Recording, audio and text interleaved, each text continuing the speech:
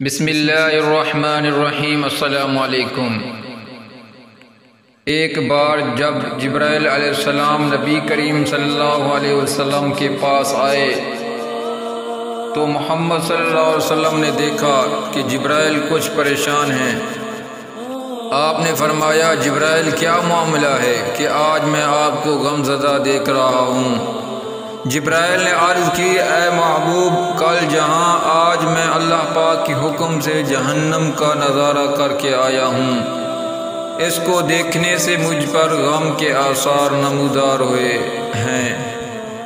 نبی کریم صلی اللہ علیہ وسلم نے فرمایا، جبرائیل مجھے بھی جہنم کے حالات بتاؤ۔ جبرائیل نے عرض کی، جہنم کے کل 7 درجے ہیں، ان میں سے جو سب سے نیچے والا درجہ ہے، اللہ اس میں ان منافقوں کو رکھیں گا۔ اس سے اوپر والے 6 درجے میں اللہ تعالیٰ مشرک لوگوں کو ڈالیں گے۔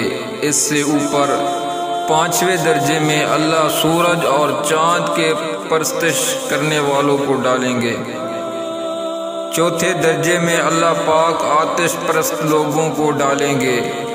3سرے درجے میں اللہ پاک یہود کو ڈالیں گے۔ 2سرے درجے میں اللہ تعالیٰ عیسائیوں کو ڈالیں گے۔ یہ کہہ کر جبرائیل علیہ السلام خاموش ہو گئے تو نبی کریم صلی اللہ علیہ وسلم نے پوچھا، جبرائیل آپ خاموش کیوں ہو گئے؟ مجھے بتاؤ پہلے درجے میں کون ہوگا؟ جبرائیل علیہ السلام نے عرض کیا، یا اللہ کے رسول، پہلے درجے میں اللہ پاک آپ کے امت کے گنہگاروں کو ڈالیں گے۔ جب نبی کریم نے یہ سنا کہ میرے امت کو بھی جہنم میں ڈالا جائے گا تو آپ بے حد غمگین ہوئے اور آپ نے اللہ کے حضور دعائیں کرنا شروع کی۔ 3 دن ایسے گزرے کہ اللہ کے محبوب مسجد میں نماز پڑھنے کے لیے تشریف لاتے، نماز پڑھ کر حجرے میں تشریف لے جاتے اور دروازہ بند کر کے اللہ کے حضور رو رو کر فریاد کرتے۔ صحابہ حیران تھے کہ نبی کریم پہ یہ کیسی کیفیت طاری ہوئی ہے، مسجد سے حجرے جاتے ہیں، گھر بھی تشریف لے کر نہیں جا رہے ہیں۔ جب 3سرا دن ہوا تو سیدنا ابو بکر سے رہا نہیں گیا، وہ دروازے پہ آئے، دستک دی اور سلام کیا، لیکن سلام کا جواب نہیں آیا۔ آپ روتے ہوئے سیدنا عمر کے پاس آئے اور فرمایا کہ میں نے سلام کیا لیکن سلام کا جواب نہ پایا، لہذا آپ جائیں، آپ کو ہو سکتا ہے سلام کا جواب مل جائے۔ آپ گئے تو آپ نے 3 بار سلام کیا لیکن جواب نہ آیا۔ حضرت عمر نے سلمان فارسی کو بھیجا لیکن پھر بھی سلام کا جواب نہ آیا۔ حضرت سلمان فارسی نے واقعے کا تذکرہ علی رضی اللہ تعالیٰ سے کیا۔ انہوں نے سوچا کہ جب اتنے عظیم الشان شخصیت کو سلام کا جواب نہ ملا تو مجھے بھی خود نہیں جانا نہیں چاہیے، بلکہ مجھے ان کی نور نظر بیٹی فاطمہ اندر بھیجنی چاہیے۔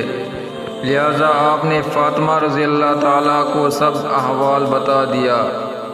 آپ حجرے کے دروازے پہ آئی، ابو جان السلام علیکم۔ بیٹی کی آواز سن کر محبوب کائنات اٹھے، دروازہ کھولا اور سلام کا جواب دیا۔ ابا جان، آپ پر کیفیت ہے کہ 3 دن سے آپ یہاں تشریف فرما ہیں۔ نبی کریم صلی اللہ علیہ وسلم نے فرمایا کہ جبرائیل نے مجھے آگاہ کیا ہے کہ میری امت بھی جہنم میں جائے گی۔